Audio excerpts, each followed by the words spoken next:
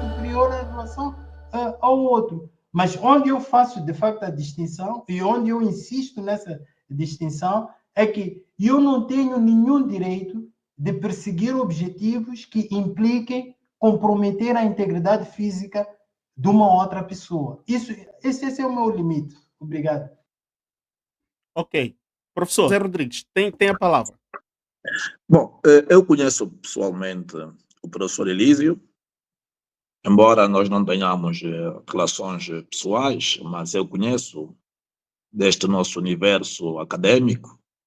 Portanto, já trilhei algumas avenidas em debates na universidade, onde efetivamente cruzei-me com o professor Elísio, uma pessoa de referência, uma pessoa respeitada, mas, embora o direito à opinião é um direito que deve impor-nos a todos nós o devido respeito, mas eu discordo na sua posição, porquanto ela foge o âmbito daquilo que é a matéria que está a ser objeto de conflito em Moçambique.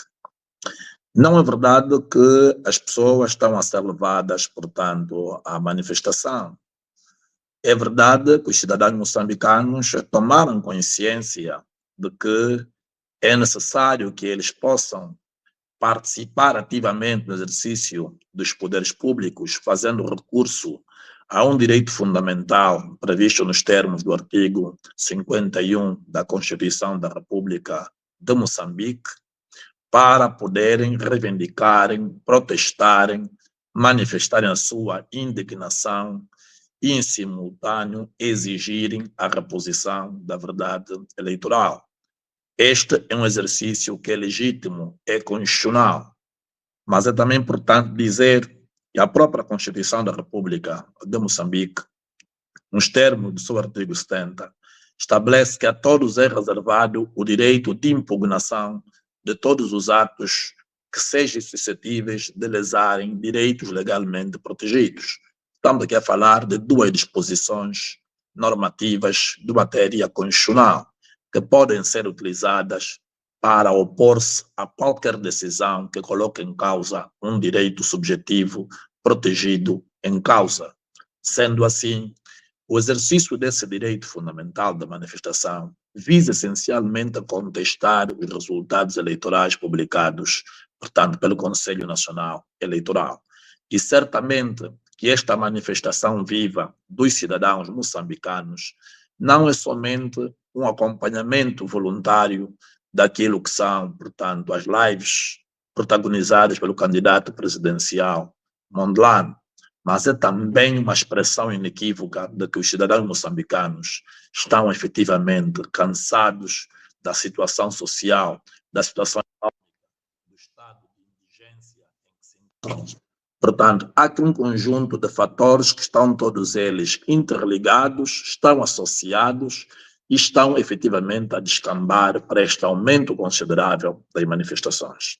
Portanto, esta visão do professor, ela até deixa-me um tanto quanto desapontado, porque o professor tem consciência que em Moçambique os cidadãos perderam a confiança nas instituições republicanas, porquanto elas deixaram de estar ao serviço do interesse público. E a finalidade última que as instituições de um Estado democrático e de direito perseguem é efetivamente a realização do interesse público. Abre um parênteses, o interesse comum, o bem comum. Mas estas instituições do Estado moçambicano, elas deixaram de ser republicanas a partir do momento em que elas passaram a posicionar-se ao lado de um partido político que suporta o governo. Estou aqui a fazer referência à Frelimo. E é uma característica muito típica nesses estados autoritários, em que o interesse público é colocado de parte, em detrimento daquilo que são outros interesses, portanto, dos cidadãos. Isso leva a que se crie um ambiente de animosidade em relação às instituições. Os cidadãos afrontam as instituições porque deixaram de confiar nelas, deixaram de acreditar nas instituições. E eu faço aqui uma retrospectiva histórica. Em 1999, para quem conhece Moçambique e acompanhou o processo eleitoral, sabe que a Frelimo perdeu as eleições. Na data, a Renamo ganhou com uma margem satisfatória, ganhou as eleições. Mas, por força de outros interesses externos e outros interesses internos, infelizmente, a Renamo não assumiu, portanto, o domínio do governo. Pelo contrário, a Renamo foi sendo desgastada desde 99 até, portanto, 2024, ao ponto de ter apenas, no atual contexto, cerca de 5% dos eleitores, o que não é verdade. Por essa razão, é que estes fatores todos concorrem para o aumento da desconfiança e, efetivamente, há aqui uma espécie de uma ruptura entre os cidadãos e o Estado moçambicano. Portanto, o professor aqui não foi feliz.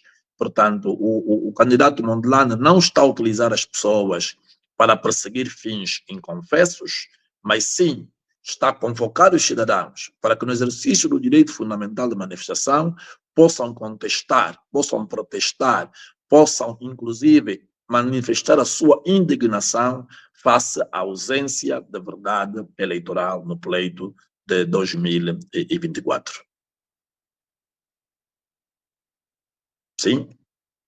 Neste caso, José Rodrigues, o posicionamento de Mondlane, ou melhor, a postura de Mondlane, nós podemos considerar uma posição, um posicionamento político, o exercício que ele está a realizar é meramente política, porque se ele não está a utilizar, não é? Não está a induzir as pessoas, portanto, ele está a exercer a função de político, ele está a exercer um ato político ao comunicar com o povo moçambicano.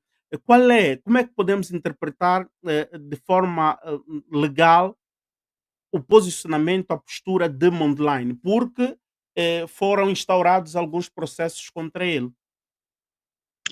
Bom, é muito estranho que os órgãos vocacionados para a administração da justiça em Moçambique conseguem ter a coragem de instaurar procedimentos criminais contra o candidato presidencial, mas, em simultâneo e em violação ao princípio da igualdade de tratamento, não se consegue arrolar num procedimento criminal o comandante Bernardino Rafael, que em público faz declarações a atiçar, a incentivar a violência com recurso a meios letais contra manifestantes indefesos, inclusive com a presença de menores já executados no meio de manifestações. Estamos aqui a falar de um comportamento contrário à legalidade democrática, um comportamento contrário ao princípio republicano de que as instituições do Estado moçambicano subordinam-se à Constituição e à legalidade. Logo, estas instituições, no exercício da sua atividade, devem ter como critério da sua atuação a constitucionalidade e a legalidade, e não outros interesses submersos, como, por exemplo, os interesses que a Frelimo tem neste processo. Se não vejamos, o número 2 do artigo 38 da Constituição da República de Moçambique estabelece que os atos contrários à Constituição da República são passíveis de sanção nos termos da lei. Ora, havendo aqui um comportamento contrário à lei, que é a interdição de manifestações, o bloqueio de manifestações, a interferência de manifestações, a violência física sobre os manifestantes, o uso de armas letais contra os manifestantes. Nós estamos aqui a falar do uso indevido da força sobre os manifestantes. Ora, sendo as manifestações um direito fundamental e sendo o seu exercício uma garantia assumida pelo Estado moçambicano, nos termos do artigo 56 da Constituição da República, que estabelece que os direitos, liberdades e garantias são diretamente aplicáveis ao Estado moçambicano, Significa que a Polícia da República de Moçambique se obriga a subordinar-se à Constituição e a obedecer estritamente o estabelecido no artigo 56 da Constituição, sob pena de quê? De responsabilidade nos termos do número 2 do artigo 38 da Constituição da República de Moçambique. Mas repare que a Procuradoria-Geral da República de Moçambique, ela consegue despoletar ação penal contra o candidato Mondlane, mas ela não consegue constituir, não consegue notificar o comandante-geral da polícia e seus pares para que estes possam efetivamente ser responsabilizados por todos os atos contrários à Constituição, nomeadamente os homicídios que ocorreram contra os manifestantes, a violência física, os raptos, os desaparecimentos de pessoas. Ou seja, há aqui um conjunto de situações que ocorreram que faz com que os cidadãos moçambicanos deixem de acreditar, portanto, nas suas instituições. Esses processos, crimes que foram abertos contra o candidato Mondlane de forma clara, inequívoca e indiscutível, estão todos eles macunados com ilegalidades, porquanto não existem factos que possam provar que as manifestações violentas que têm estado ocorrendo nos últimos dias seja uma consequência, portanto, dos apelos ao exercício do direito de manifestação por parte do candidato Mondlane. Algumas manifestações violentas estão a ser verificadas nos últimos dias, são atos pré-programados por parte do próprio regime moçambicano. Nós conhecemos como funciona a estrutura do regime moçambicano. Sempre que há uma manifestação de larga escala a nível nacional, normalmente eles criam grupos contrários à ordem pública que fazem as chamadas contra-manifestações, que visam essencialmente inviabilizar as manifestações pacíficas que são convidadas por grupos sociais, por grupos de pressão e até mesmo pela própria sociedade civil. Eu conheço Moçambique e sei que estas manifestações violentas são uma obra de arte do próprio regime moçambicano. Portanto, o que se pretende aqui é alimentar-se a ideia de que há um ambiente de intolerância social, há um ambiente de crispação suscetível de colocar em causa as instituições democráticas para poder justificar, então, a aplicação aqui de um estado de emergência. Porque com um estado de emergência, nos termos da Constituição, os direitos civis e políticos ficam automaticamente suspensos. Ao estarem suspensos, o regime consegue ter o controle da situação política e poder, então, manter-se no poder. Porquanto é neste período em que os direitos civis e políticos estão suspensos e que o regime, através do tribunal, através do Conselho Constitucional, vai publicar, então, os resultados eleitorais e certamente vai poder, então, ter o controle da sociedade, porque durante o período que decorrer a suspensão dos direitos, fica proibido o exercício dos direitos, os direitos e as liberdades e as garantias.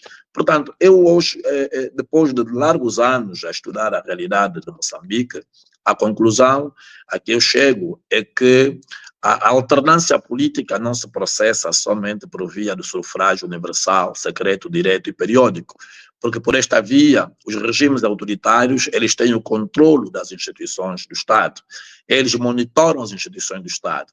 As pessoas que dirigem essas instituições, elas não têm um compromisso com a República, mas têm um compromisso com o próprio regime em si. Daí que elas são acomodadas. Portanto, sobre elas são criadas as melhores condições sociais, quer condições de habitabilidade, de transporte, de viagem, de seguros e outras benesses que permitem, então, que estas pessoas, quando chamadas a tomar decisões em nome da República, têm que necessariamente olhar, em primeiro lugar, para o partido que suporta o governo e só depois olham para aquilo que é o interesse público. A razão pela qual é que a Procuradoria-Geral da República, até a data presente, não despoletou nenhum inquérito para aferir as causas da morte de crianças em manifestações. É para reparar que até a data presente a Procuradoria-Geral da República não se pronuncia sobre as execuções de Paulo Guan, assim como do advogado de Venâncio Mondlane. Foram executados em pleno dia e repare que não existe, agora, até a data presente, qualquer processo investigativo que nos conduza, então, à verdade material. Mas, quanto à questão relativamente às declarações de Venâncio Mondlane, repare que nós temos dezenas de processos que estão a ser despoletados, o que vem demonstrar que a justiça moçambicana, ela continua inquinada, por quanto ela olha para aquilo que é o interesse do partido em detrimento daquilo que é o interesse público, em detrimento daquilo que é o interesse dos cidadãos. A Constituição moçambicana é uma Constituição que evoluiu de forma considerável nos últimos 20 anos, mas que do ponto de vista da sua aplicabilidade, todas as normas que decorrem da Constituição quase que elas são inaplicáveis, porque as instituições do Estado moçambicano, elas não são, portanto, republicanas, mas elas sim atuam no sentido de saciar as necessidades do interesse, portanto, do regime instalado. José, aqui observei algo muito interessante e gostaria que voltássemos um pouco sobre o estado de emergência. Parece que é por ali onde o governo, o regime, quer necessariamente levar a coisa, porque temos visto muitas provocações. Há 2 dias atrás, 2 militares foram baleados pela polícia e foram a óbito. Portanto, militares, estes que estão também a ser, digamos assim, escalados para manter a segurança e estabilidade portanto, segurança do território nacional, com uma função diferente daquela da polícia. E sabemos que o exército, os militares, estão, digamos, favoráveis ao sentimento do povo, à reclamação que o povo, a população está a fazer. E começa a haver aqui essas crispações, não é? Entre a polícia e os militares. Será que necessariamente é uma estratégia que este regime está a julgar em levar, portanto, ao declínio da situação, a agudizar a crise em que se parta realmente numa guerra civil material, aí eles declaram esta famoso, digamos, situação de emergência e suspendem os direitos dos cidadãos. Será que é por aí? E uma vez declarada a, a situação de emergência, o, o Conselho Constitucional pode, portanto, trazer o acordão definitivo das eleições? É permitido em estado de emergência no país? Bom, os regimes autoritários, eles têm uma característica em comum. O poder, a manutenção do poder a qualquer preço, faz parte da agenda principal de qualquer regime autoritário. Repare que é do interesse do governo moçambicano a manutenção da violência ou até o aumento da violência. Ou alguma violência é protagonizada por cidadãos anônimos, cidadãos esses muitos que são infiltrados nas manifestações. Nós vivemos este período negro na história das manifestações em Angola, em que muitos cidadãos eram introduzidos nas manifestações para realizarem contra-manifestações, quando esse exercício é proibido pela Constituição e é proibido por lei. Mas o regime detém as forças da ordem, que nem são forças que representam a República, mas representam os interesses da Frelimo.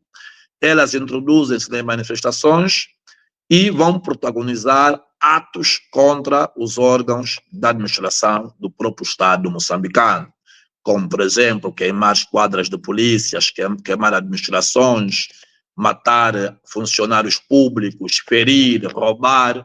São ações de sabotagem que são protagonizadas por uma estrutura subalterna que pertence ao próprio regime. E com base nesses factos, o regime vai encontrar fundamentos bastantes para, perante a comunidade internacional, justificar que, face ao aumento da violência, decretemos então aqui um estado de emergência.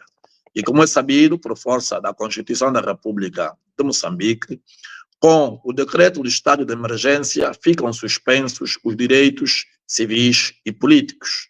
Neste período, o regime consegue se organizar, consegue repensar a agenda de sobrevivência política e consegue protagonizar uma única ação por via do Conselho Constitucional, que no fundo é um apêndice do próprio regime. Porque nos regimes autoritários, embora que os órgãos de soberania se parecem órgãos do Estado, mas na prática o seu exercício, todos estes órgãos de soberania estão confinados à satisfação e acomodação do interesse do regime instalado. Portanto, é neste período em que o estado de emergência estiver em vigor que o Conselho Constitucional poderá então divulgar os resultados, portanto, daquilo que será o seu acórdão. E como as decisões dos tribunais constitucionais, e aqui no caso do Conselho Constitucional, elas são irrecorríveis, certamente com o estado de emergência devidamente justificado e fundamentado, certamente que os moçambicanos não vão encontrar forças para se reerguer depois da publicação, portanto, dos resultados publicados pelo Conselho Constitucional. Ou seja, o regime vai criar todo um conjunto de instrumentos normativos que depois vão, então, sancionar de forma severa e exemplar todos aqueles que persistirem na manutenção das manifestações. Esta tem sido a estratégia adotada pelo regime de Moçambique, e temos outras experiências, como a experiência da Angola, porque Moçambique importa todos os modelos que a Angola adotou nos seus últimos 50 anos. É só reparar que todas as execuções de adversários políticos feitas em Moçambique, Angola é o único país que nunca condenou estas execuções. É só reparar que as execuções que ocorrem em Angola, Moçambique também não comenta e nem tampouco se pronuncia. Portanto, estamos aqui a falar de 12 irmãos siameses e certamente a larga experiência que Angola tem nesta matéria de gestão de processos eleitorais com recurso à fraude, certamente que Moçambique, certamente que vai abraçar e vai implementar e certamente poderá ser bem sucedida, porquanto estão reunidas todas as condições para que este seja o desfecho, porquanto o aumento da violência nos últimos dias, sobretudo na província de Sofala, na província de Moçambique, como também na Zambésia, são sinais evidentes de que é uma violência que não decorre dos manifestantes, mas é uma violência orquestrada pela própria Polícia Nacional. Razão pela qual é que 2 soldados do Exército foram executados como forma de justificar, então, aqui, uma violência superior sobre os manifestantes. Mas eu só quero fazer uma retrospectiva histórica. Em 1977, em Angola, e a história ficou registrada porque, felizmente, o presidente João Lourenço veio reconhecer que aqueles que em 77 foram executados como sendo terroristas e fraccionistas, o presidente João Lourenço veio patenteá-los com a patente de brigadeiro, de coronéis e generais. Portanto, é só para ver que a violência que foi protagonizada pelos manifestantes de 77 não justificou a violência de Estado sobre estes e seus entes. Mas repare que depois de 40 anos, o presidente João Lourenço veio reconhecer que foi o maior erro da história da Angola independente. Só para ver que toda a história que nós, durante mais de 40 anos, fomos acompanhando, hoje a história veio reconhecer que os dois homenageados foram efetivamente vítimas de um regime repressivo, de um regime que não admitia a opinião diferente, nem tampouco admitia, portanto, o estado de opinião e o estado de diferença de opinião. Portanto, é o mesmo que está a acontecer em Moçambique. O aumento da violência, ele é protagonizada pelas estruturas do próprio regime e depois o próprio regime vai aparecer, portanto, nas páginas de jornais como sendo ele a vítima. para depois poder despoletar aqui uma ação a larga escala de violência sobre todos os manifestantes. São características típicas de regimes autoritários, temos que estudá-las para podermos também nos posicionarmos e não sermos nós as próximas vítimas. José Rodrigues, uma pergunta que paira na sociedade civil de leigos na matéria de jurisprudência, propriamente da criminalidade, não é? Em matéria criminalística, no sentido, os crimes cometidos em 77, voltando na história, eh, quem as cometeu, o grupo que as cometeu, o grupo político, procura sempre ludibriar, não é? Justificando. Mas em termos de jurisprudência, uma vez que nunca se foi a tribunal pelos crimes cometidos, pode-se reabrir o dossiê para incriminalizar os responsáveis dos atos cometidos. Isto é possível em jurisprudência, mesmo se já lá se vão muitos anos? É verdade que os autores destes macabros atos praticados em 77, ainda muitos deles são sobreviventes, estão vivos. O regime tem os seus endereços. Mas é importante dizer, Álvaro, que os crimes de homicídio, os crimes de genocídio, eles são inamnistiáveis, ou seja, não carecem de qualquer tipo de amnistia.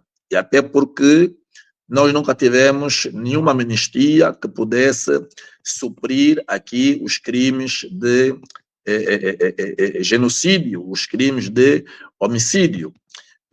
Mas estes crimes, eles continuam arquivados e certamente que se um dia se verificar a alternância do poder em Angola, certamente o poder instituído poderá efetivamente levantar estes processos, porquanto boa parte dos autores destes atos continuam, portanto, vivos e poderão efetivamente ser chamados a um processo para que estes possam efetivamente ser responsabilizados pelos atos que foram praticados.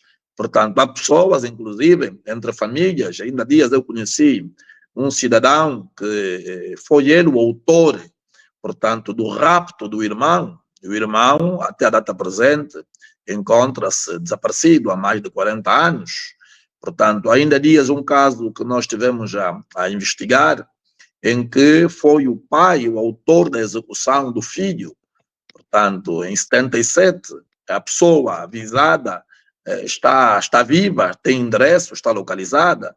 Portanto, estas pessoas devem sim ser responsabilizadas, porquanto a vida é um bem jurídico protegido universalmente pela Declaração Universal dos Direitos Humanos, e não existe qualquer amnistia que venha a suprir a responsabilidade penal pelos crimes de homicídio e genocídio.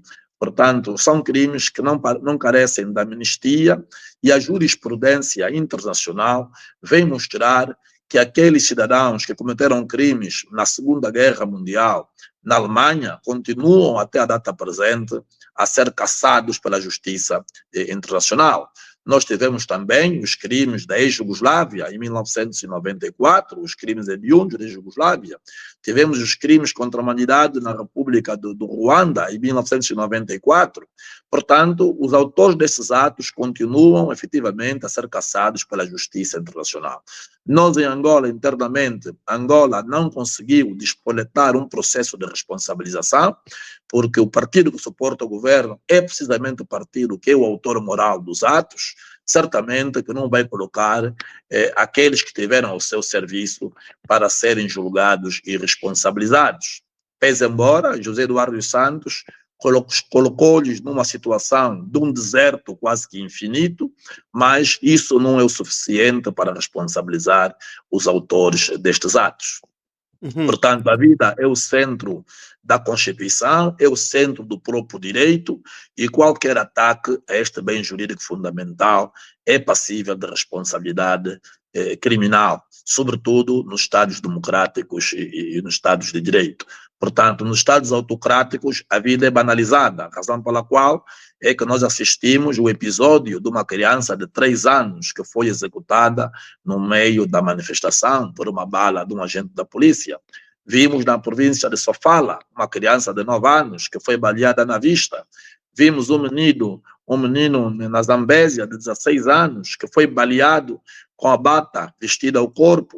Vimos a imagem de um professor que foi executado na província de Sofala. Portanto, há aqui imagens que revelam de forma clara e objetiva que a Polícia da República de Moçambique deixou de subordinar-se à Constituição e à lei. Ou seja, a polícia perdeu legitimidade para continuar a garantir a ordem e a segurança pública. E aqui, Portanto, os cidadãos neste sentido, caso ela deixou de subordinar-se à Constituição, torna-se um grupo criminoso, um grupo bandoleiro. Portanto, se deixou de se insubordinar, pratica atos de lei própria, portanto, torna-se um grupo criminal. Mano Álvaro, a Lei 7/2001, de 5 de julho, que é a lei que altera a Lei 9/91, de 18 de julho, Lei da Reunião e da Manifestação de Moçambique, nos termos do artigo 7º desta lei, ela proíbe o uso de meios letais suscetíveis de colocar em causa a integridade física dos reunidos e dos manifestantes. Estamos aqui a falar de uma proibição legal, nos termos da Lei 7/2001. Mas também a Constituição da República estabelece, nos termos do número 2 do artigo 38 da Constituição da República de Moçambique, que os atos contrários à Constituição são passíveis de responsabilidade. Ou seja, temos aqui 2 proibições legais, uma proibição constitucional e uma proibição decorrente da lei reguladora. Se a polícia não subordina a esses 2 instrumentos, significa que ela passa a atuar como sendo uma estrutura criminosa. E aqui os cidadãos se reservam, no âmbito do artigo 60º da Constituição da República de Moçambique, sob a epígrafe o direito de resistência, os cidadãos se obrigam a utilizar esta disposição constitucional para enfrentar, então, a polícia. Enfrentar a polícia não na perspectiva de confrontá-la, é na perspectiva de evitar que ela possa concretizar as ilegalidades, possa concretizar os atos que possam colocar em causa a integridade dos cidadãos manifestantes.